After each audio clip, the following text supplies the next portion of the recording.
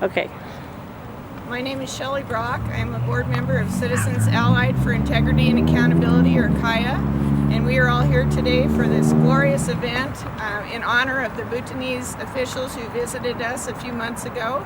And I would first like to introduce Carol Schroeder, who is the Executive Director of the Idaho Council of International Visitors. Carol? Thank you, Shelley. Also Maya Durtovic on the board of the Idaho Council for International Visitors, and I just thank your association so completely for the generous donation of this tree. We really appreciate it. We have all of the emails of our Bhutanese officials who visited, and we will send them images of this so that they'll be very aware of it. And it's just a big thank you from Shelley and me and the rest of our board of directors. Yes. Okay, and then this is Diane Ryssell, and she would like to speak. She's a CAIA member too. Hi, I was here this summer, the latter part of August, and joined with other CAIA members, a small group of us, with the 5 delegates who came over from Bhutan. And the idea that we were invited as environmentally concerned folks to share our concerns and some of the challenges that we meet with gas and oil, the impact of gas and oil, and then how we interface with government officials with respect to that. So we didn't know exactly what the Bhutanese were going to want from us. We didn't know how well educated, how articulate that they might be, and they were all of that and more.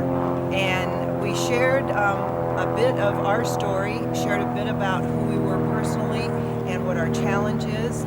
And they then, in fact, turned to us and shared who they are. And they are a people group that live their lives and live their live their worldview with the idea of the greater good. They talked about what they call their gross national happiness, and that's their policy of how they construct their social policy, their economic, their environmental. All of it is based on gross national happiness. In other words, whatever they do with regard to prospering, it's their desire to do it in a way that that honors their people, so that people are satisfied and happy and remain emotionally healthy, physically healthy, and are able to participate in their economy and their growth without being compromised. We were flabbergasted to listen to these people speak so clearly, so articulately, with regard to how they manage their life, how they manage their politics, how they manage their environment. And it's a very small country that's couched between China and India. It's a landlocked country with only about 740,000 people.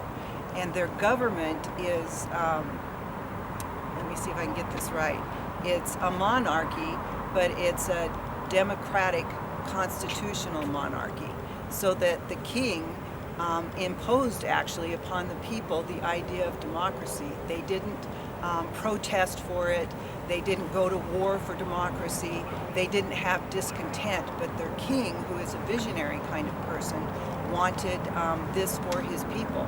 So that's part of what fueled the traveling to the United States as in this visitor program, to better learn how other governments manage all the issues under the headship of democracy.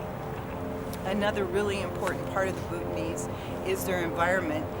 Their goal is to remain carbon neutral, when in fact they are carbon negative, which from my perspective, I don't know about you folks, but that is, I can't even imagine how that's accomplished, except that for them, they mandate actually over 60%, over 60%, and it's currently over 70% of their land be in forestry.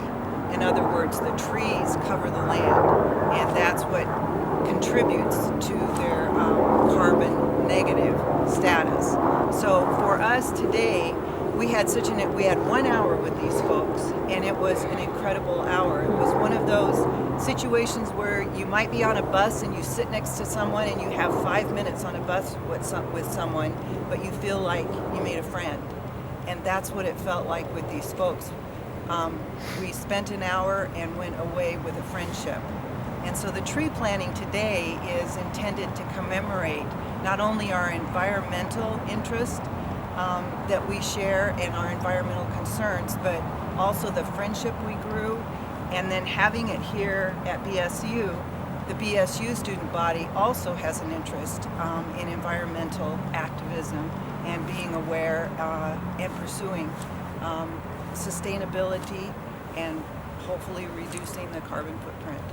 Yeah. So that's our experience, which is one for me that I will never forget. I was quite impressed that there are folks in this world, on this planet, that get it and work hard to save our planet and save who we are as humans.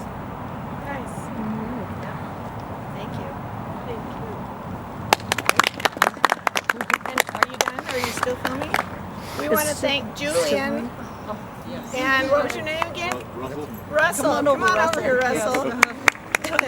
These guys did all the hard work to bring this tree over here from the nursery, dig the hole for us, pre-dig the hole for us so we wouldn't look too wimpy while we were digging some of it out.